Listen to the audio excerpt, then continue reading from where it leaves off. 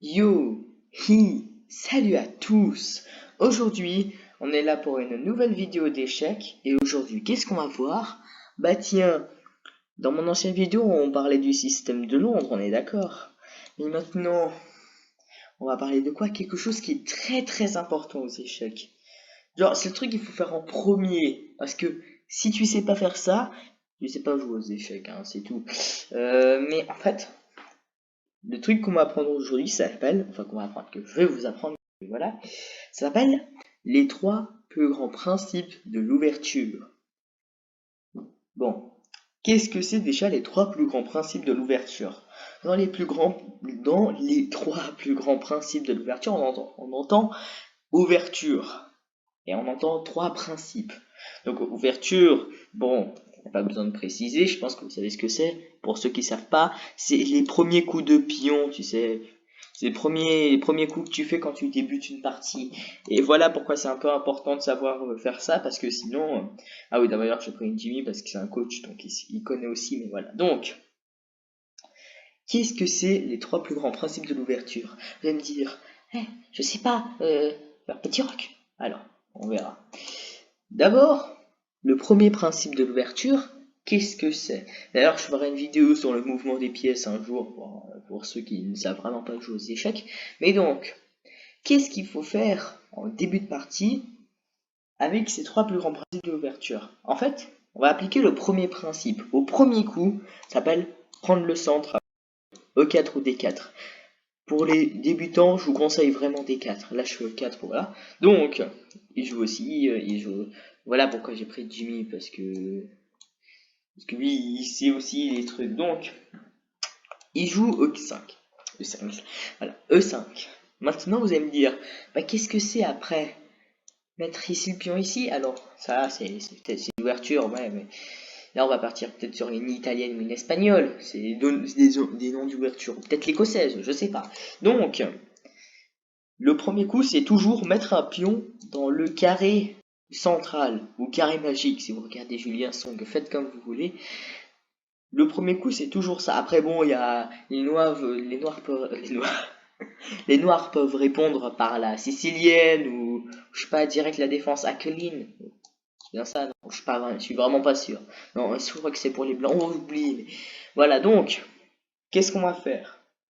Non, on va appliquer le deuxième plus grand principe de l'ouverture. Vous allez me dire, qu'est-ce que c'est? Vous voyez ces pièces-là? Ça s'appelle des pièces mineures. Oh, bon, je compte pas la tour tout de suite, mais voilà. Ça s'appelle des pièces mineures. C'est des pièces qui sont pas très fortes. Enfin, qui valent quand même 3 points chacun, mais qui sont pas non plus très très très très fortes. Par exemple, à côté, la dame et les tours, c'est un peu... Voilà, donc... le fou et le cavalier, qu'est-ce qu'on va faire? On va les développer. C'est-à-dire sur les cavaliers, les mettre sur ces cases, sur ces cases-là. Ah bah tiens, je joue la Petrov. Sur ces cases-là, les cases naturelles des cavaliers. Après, les fous. Alors les fous, on les sort après les cavaliers d'habitude parce qu'on sait pas trop où on va les mettre. Vous voyez, on sait, on sait pas. Là, peut-être ici, peut-être, je sais pas, mais voilà. Donc d'abord on défend là. Donc, d'ailleurs, je ferai aussi une vidéo sur est-ce que j'ai une menace? J'ai une menace. Pas besoin, je laisse faire la vidéo. Je laisse faire la vidéo. Voilà, donc là, si vous savez pas, ce nom d'ouverture, c'est la défense Petrov. Enfin, la défense. L'ouverture Petrov, quoi. Donc, du coup, là, si on part aussi du principe qu'il faut aussi regarder dernier coup de menace, voilà, bon. On va terminer le développement des cavaliers. En plus, là, ça protège le pion qui l'attaquait. Donc, voilà. Et... Oh, mais c'est pas fair play, ça. Non, mais c'est pas fair play. Non, non, non. Tu nous sors quoi, Jimmy? Bon, pas grave. Du coup, maintenant, qu'est-ce qu'on va faire? Vous allez me dire, bah, on va développer ce fou, car il est derrière ses pions, donc on va peut-être jouer D3. Qui sait? Alors, le problème de D3, dommage que j'ai pas mis en amical, parce que voilà. Le problème de D3, c'est que si tu fais D3, ce fou qui est là, il sera bloqué derrière sa chaîne de pions, hein. Et après, vous allez me dire, oui, mais alors, c'est des thèmes avancés, hein. Vous allez sûrement pas comprendre. Mais, oui, mais on peut le mettre en Finkito, mais oui, mais le problème, c'est que là, il y a le pion qui dérange. Oui, mais après, on peut le mettre là, sauf que c'est dans le désert de ce fou, s'il bouge ce pion après plus tard. Et voilà, donc, toujours, si tu commences par E4, sortir ce fou en premier, avant le deuxième.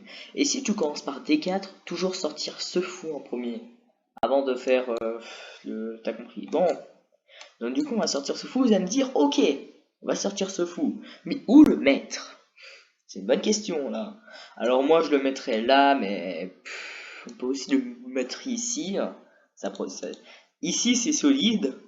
Ici, c'est un peu plus attaquante. Ça me fait aussi penser un peu à l'italienne.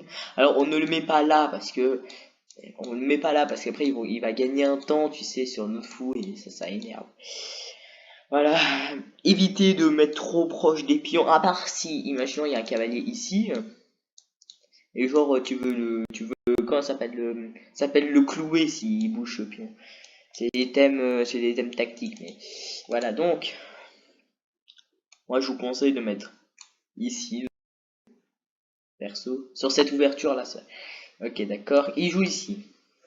Ok, là vous allez me dire, ok, on va jouer ça, on va jouer ça, ok. Mais maintenant, qu'est-ce qu'on fait avec ce fou? Regardez, il joue ça. Alors, la même couleur que lui, ça s'appelle un mauvais fou. Là, par exemple, là j'ai un fou actif qui rayonne sur l'échiquier, qui est parfait.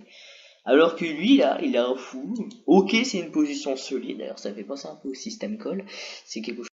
Là, il a un fou qui est solide, ok, mais il pourra jamais faire petit roc, parce que sa dame bloque sa seule case de sortie. Et dans tout cas, s'il serait venu là, bon, il serait bloqué derrière tous ses pieds. Bon, donc après, bon, il est obligé de commencer un plan avec ça. Donc voilà, donc là, on a joué ça. Vous allez me dire, ok, donc est-ce qu'on sort le fou là? Là? Ou pour être encore plus m'attaquant ici? Alors, cela dépend. Si vous avez beaucoup de chance et que je sais pas si l'adversaire a joué ça, oui, vous pouvez mettre votre fou là. En plus, ça crée un cloche qui est parfait. Alors, tu peux, même si le pion il est là, mettre le fou ici. Ça cloue. Après, il faut faire attention parce que s'il fait ça, jamais tu prends le cavalier. Parce qu'en soit tu recules le fou ici, mais ça c'est un peu une mauvaise idée, surtout dans l'espagnol, mais il y a beaucoup trop de théories. Si, imaginons, vous jouez ça à fou ici, et que tout d'un coup il joue un coup de pion comme ça, clac, revenez avec votre fou ici ou ici. Et je vous conseille vraiment, parce que, bon, voilà, c'était tranquille. Moi j'aime bien le mettre ici, mais beaucoup de joueurs le mettent là pour essayer de préparer l'attaque ici. Oh, j'en sais rien. Voilà, donc, au niveau débutant, ne jouez pas ça. Au niveau débutant, je vous conseille de mettre le fou ici. Alors, faites attention au cas où au pion qui va là et ensuite à la fourchette. Faites attention. Donc, si vous avez envie, pour être sûr, mettez votre fou ici. Donc là, qu'est-ce qui se passe? Il bouge le cavalier. Alors ça, c'est très mauvais. C'est très mauvais. Ça ressemble à l'italienne, mais c'est très très mauvais.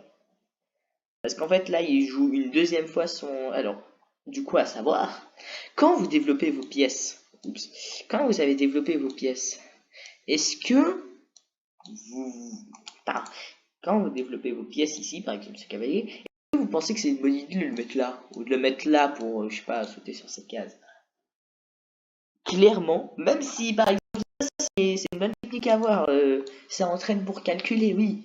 Mais, clairement, jouer cavalier ici, et ensuite cavalier là, ça sert à rien. Parce que si tu mets ton cavalier là et que tout d'un coup, paf, fait un petit coup comme ça, ton cavalier il est au bord. Donc un dicton que je vous apprends, comme on dit, cavalier au bord, cavalier mort. Et de deux, tu donnes un coup au noir direct. Parce que s'il joue ce coup-là, bah t'es obligé de revenir là. Et là maintenant c'est au noir. Donc c'est comme si les noirs c'était les blancs en fait. Donc on est déjà à 10 minutes de vidéo. Donc, ce qu'il faut savoir, c'est que non, il ne faut pas rejouer une pièce dans l'ouverture. Donc, là, il attaque mon fou. Bon, j'ai pas 36 000 cases. Hein. Je suis obligé, je vais le mettre là. Il peut prendre ma paire de fous. Donc, voilà. Il le prend pas. Bon, je sais pas, moi, ça s'appelle une erreur. Donc, maintenant, on va voir quelque chose qui s'appelle le troisième plus grand principe de l'ouverture. Vous l'attendiez? Troisième. Parce que vous dites, ok, deuxième, je les connais, c'est simple, mettre les pions au centre. Enfin, deuxième, premier. Deuxième, développer les pièces mineures. Ok, je connais. Et maintenant, on fait quoi? Petit roc. Là, vous avez une très belle position, là. Paul, mais qu'est-ce que... Regardez. Est-ce que vous préférez avoir un cavalier ici, prêt à sauter au cas où s'il y a des faiblesses là ou là? Vous préférez mettre votre cavalier ici, et ensuite, je sais pas moi, faire là, mais j'ai juste ce coup-là et c'est terminos. Voilà, bon.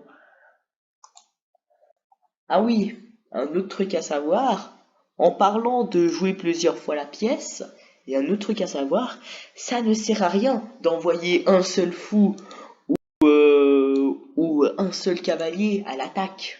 C'est vrai que je viens de voir ce fou qui peut venir là, ça peut être un peu dangereux. Ça ne sert à rien de faire ça.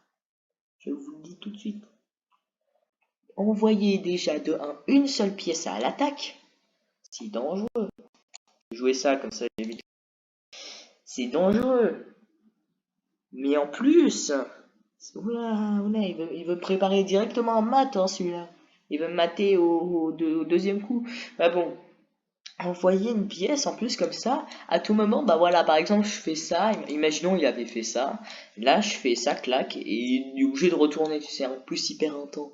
C'est un peu la même chose que rejoindre un coup, donc bon, là qu'est-ce qui se passe? Bon, il attaque ça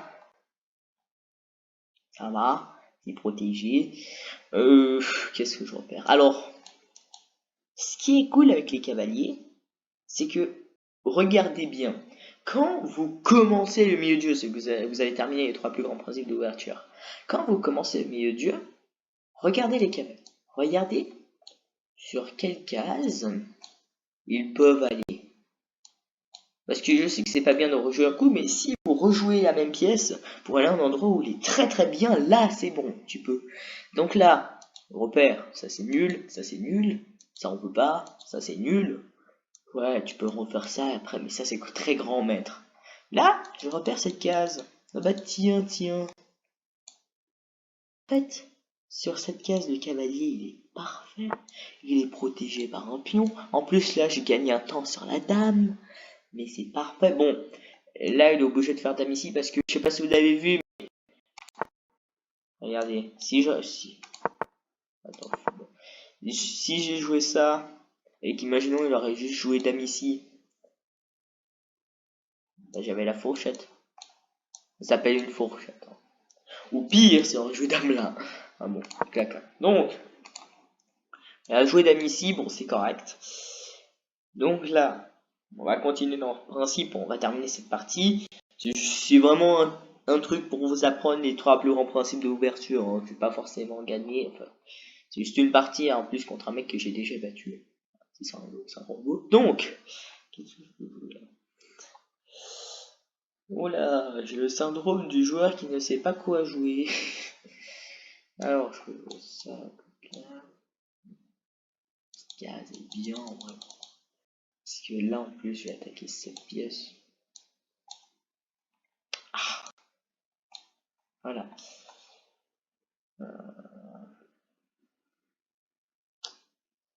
Ouais. Bizarre. Donc,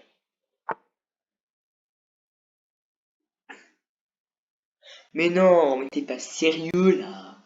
Mais tu vois bien qu'il y a une pièce gratuite. C'est pas possible.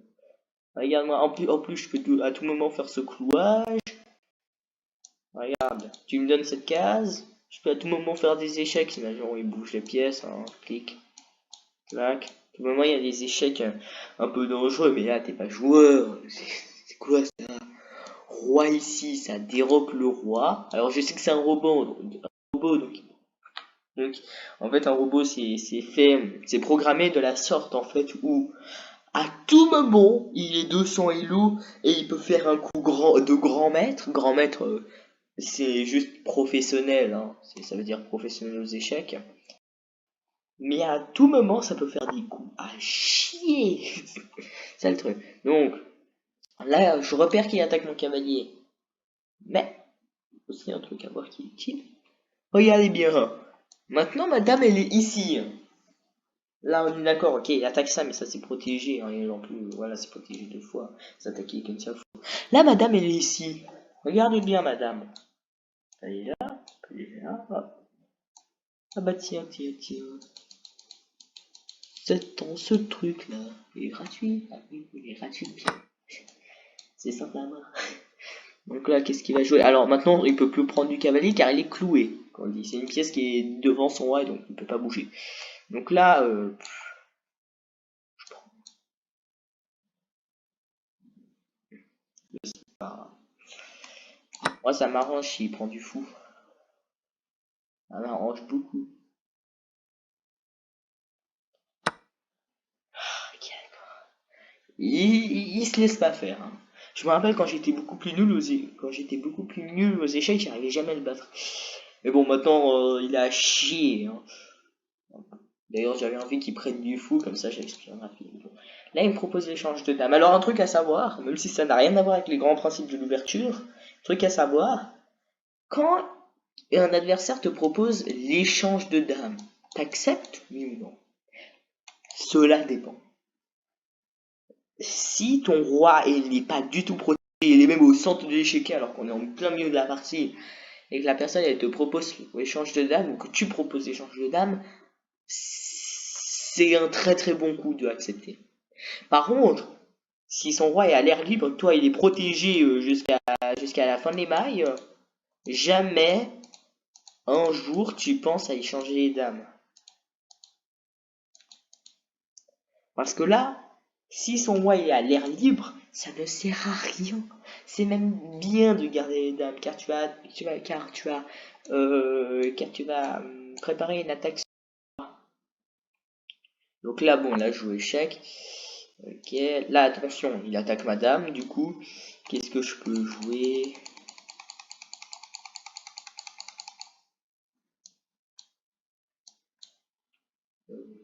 Là, qu'est-ce que je pourrais jouer? Petit coup passif. Ok, d'accord. Je vais toujours jouer ça, en fait. C'est en quelque sorte un échange de dames, donc non. Qu'est-ce qui se passe sur ça? Oh, ça non, c'est bon. Alors, c'est bien de regarder des coups comme ça, calculer. Bon, au bout d'un moment, faut pas déconner. Hein. Quand tu penses qu'il y a aucun coup qui est bien, juste recule. C'est toujours une bonne idée. Donc, il joue ça. Qu'est-ce qu'il fait en tout cas? Donc, attends, j'ai un pion en plus, un cavalier en plus, donc une bonne position. En plus, j'ai la paire de fou. Et en plus, on est dans une position qui risque bientôt de s'ouvrir. Qu'est-ce que... Donc... J'ai toujours mon idée de replacer mon cavalier, donc je le continue. Là, il est bien, bon. Tout moment, il me fait des coups de pion, voilà. Attends, 2 secondes. Donc, il vous fout ici. Donc, il vous fout là. Il solidifie sa structure de pion.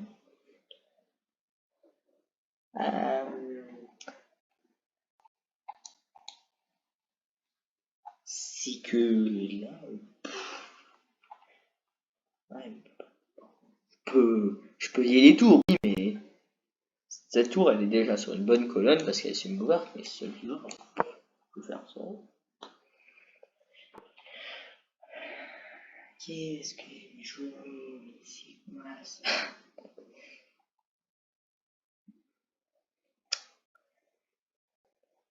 Je peux pas jouer ça parce que ça donne. Ouais, je vais jouer ça. Bip. Bon, vous pouvez passer, hein, mais voilà.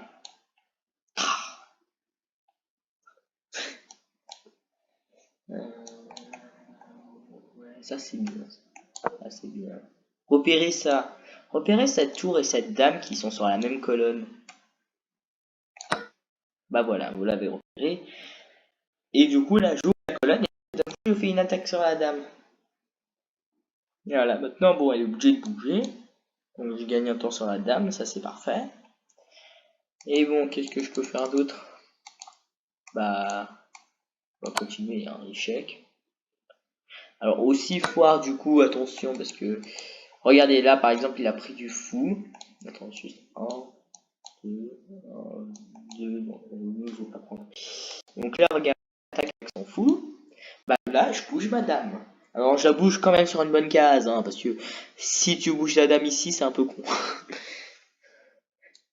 On est à la 20e milieu de la vidéo. Je suis déjà démonétisé, donc on va le bouger.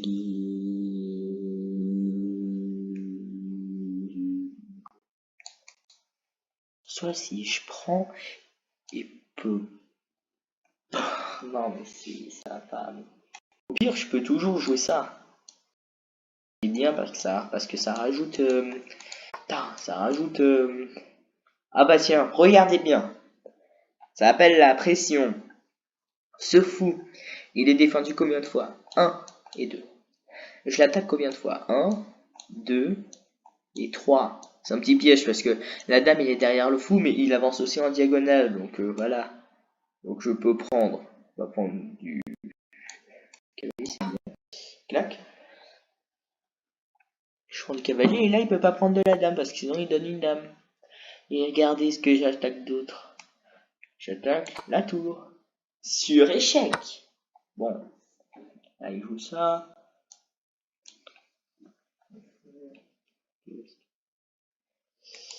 On va replacer le fou, on va le mettre là c'est passif. Là c'est un peu dangereux dans son camp, mais ça va. Ok.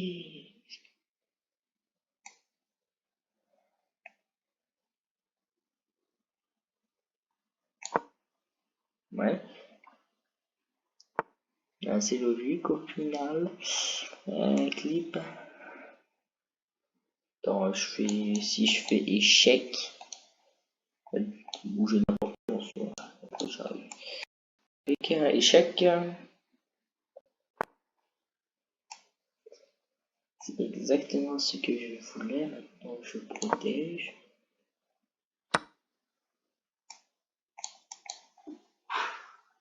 Bon, quand je vous dis que c'est pas le couteau le plus aiguisé du tiroir. Et bon, on va faire un joli mat. Si j'arrive à le mater, ce serait bien.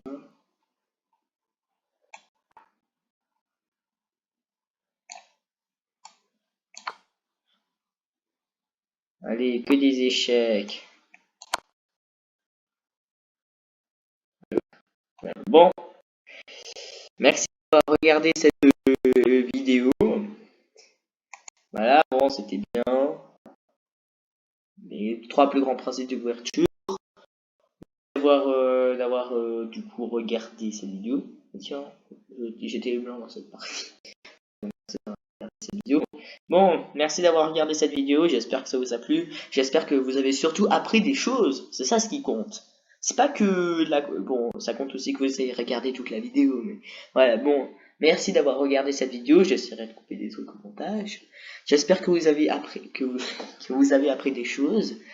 Merci d'avoir aussi regardé ma vidéo que j'ai déjà dit parce que je suis pas entraîné à faire des intros YouTube. Ouais bon. Bah merci beaucoup. Et bah à la prochaine pour une nouvelle vidéo. Au revoir.